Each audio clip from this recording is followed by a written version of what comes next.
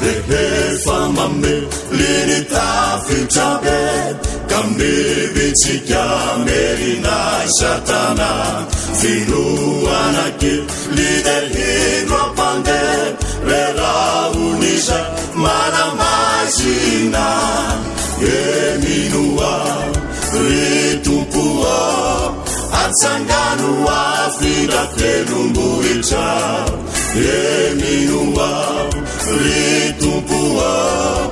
ary tsy misalasarao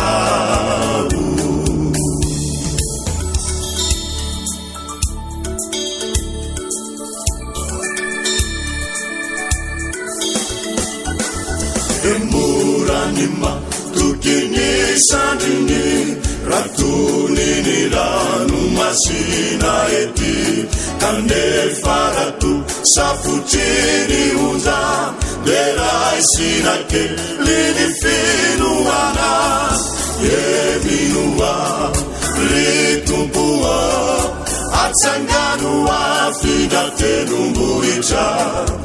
eminoa ritompoa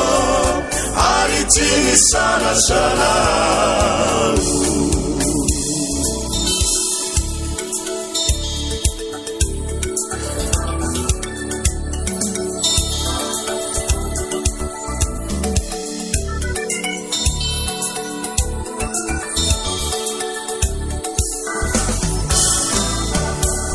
nondeuluna izay milaza hoe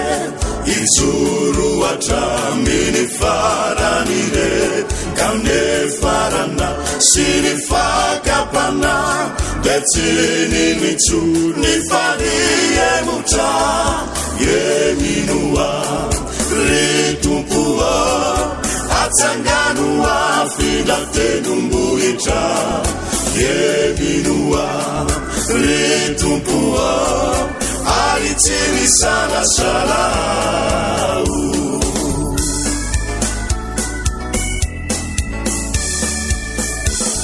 emisy aminy reo zay maherifo mandrosokato sambyady toko kandefa miny ady magotraka raha tokonily no indapotraka eminoa ritompoa atsanganoa fidakelombohitra eminoa ritompoa ary tsy misalasarao ripiazaka zaka tsaroviko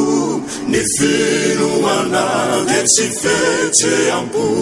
rato maizina manodidinana aoka ino isikafatsy manda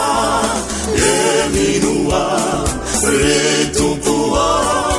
atsanganoa fidakelombohitra eminoa ritompoa